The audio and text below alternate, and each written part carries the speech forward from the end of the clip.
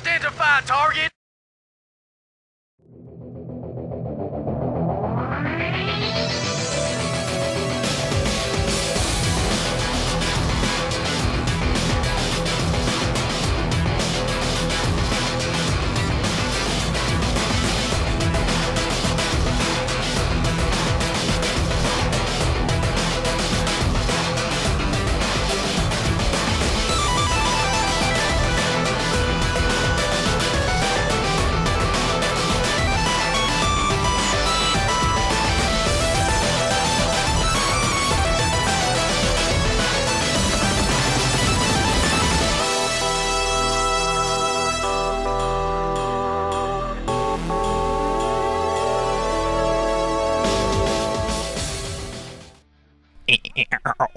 Round 2. Fight! This is the second set between Stork and C.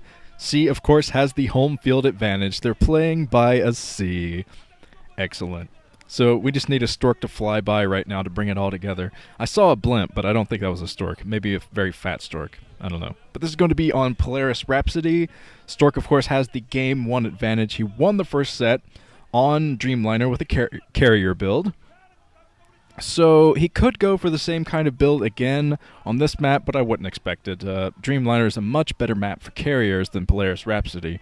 So I expect Stork to go for some somewhat standard play this time around. Well, standard for Stork anyway, which is Heavy Goon, Zealot Bombs, maybe even a Reaver opening. This is going to be exciting. And I do think C has what it takes to take down Stork. Of course, he has a couple of roadblocks in his way. He's a notorious choker, that's number one.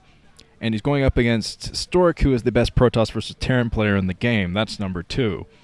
But I do think C is a top-level player. If he focuses in, he could do well in individual leagues. So give us a series, C. Except, up at the 10 o'clock position in white is Stork. So that means down at the 5 o'clock position in red is C. I might as well start out with this. This has absolutely nothing to do with StarCraft whatsoever. But I saw the movie Scott Pilgrim, and that might be one of my favorite movies that I've ever seen. It's top 10 easily, maybe even top 5. It was just an excellent, excellent movie. And it ticks me off so much that this movie has done so poorly at the box office. It's bombed, basically. Bombed at the box office. So, okay, this is my mission to every Nukanite. Go out, see the movie Scott Pilgrim vs. the World 5 times minimum in the theater. Pay extra money for your ticket, too. If the ticket's like $7 or $8, pay $50. We need this movie to do well, guys. But anyway, enough of that crap. Stork is moving down the map right now with a probe. This isn't a completely early probe. He didn't go out with his 6th probe.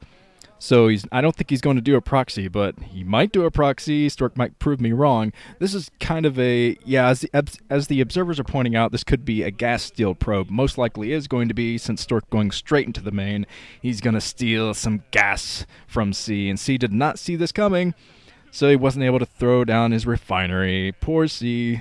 His factory is going to be delayed for a while. When this happens to a Terran player, they usually just save up the minerals. The SCVs that they would have on the refinery, they are on the minerals, so they'll just go out and try to expand earlier, make an economic advantage out of this gas steal. So, alright, let's get some predictions from the Nukanite as Stork is being even more annoying with that probe. And here, SCV is much more powerful than the probe, but the probe has particle beams! You can't beat particle beams. So, alright, let's get a prediction from Barbahaba. Writes, I am a Jaedong fan, but nothing will make me happier than to see Stork in a best of 5 versus a Terran. And the only way that will happen is if he reaches the finals. Stork is going to particle beam his way into the finals, still trying to delay that barracks a bit. I'm not sure if he's going to be able to take down that SCV or not. I'd say no.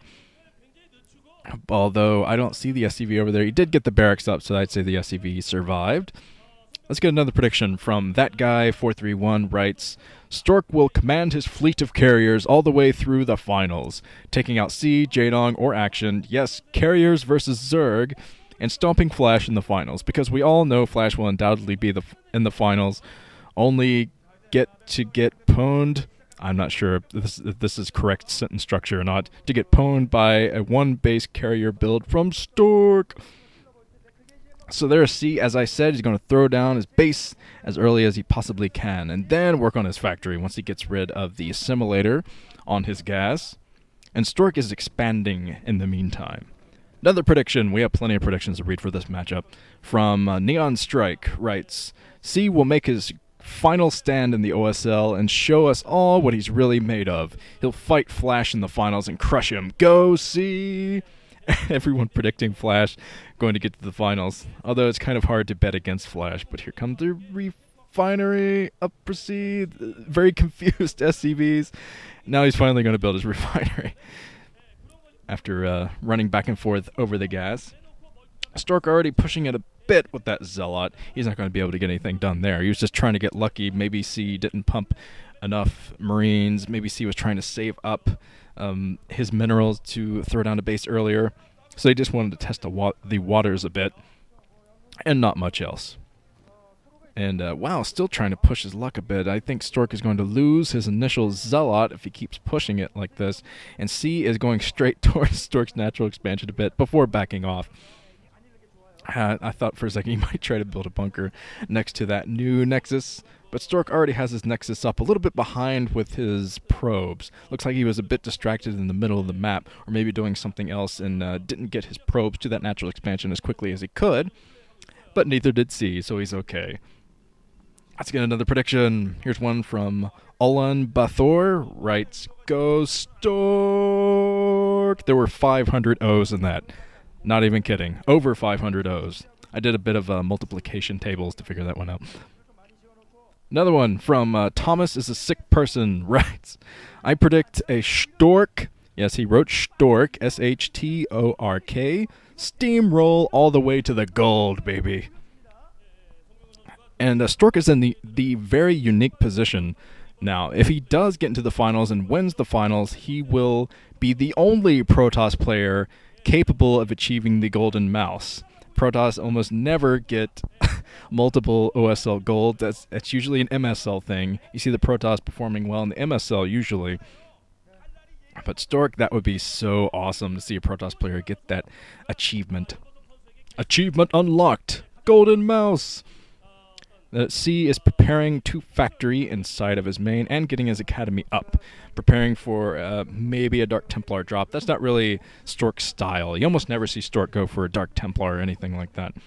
I see the observatory from Stork. He's playing it pretty standard right now, getting his Dragoon range spinning. Denying the scout. Yes, he does deny the scout. Barely denies that scout from C, so C is in the dark. He's going to have to wait for his scans to see what's going on inside of Stork's main.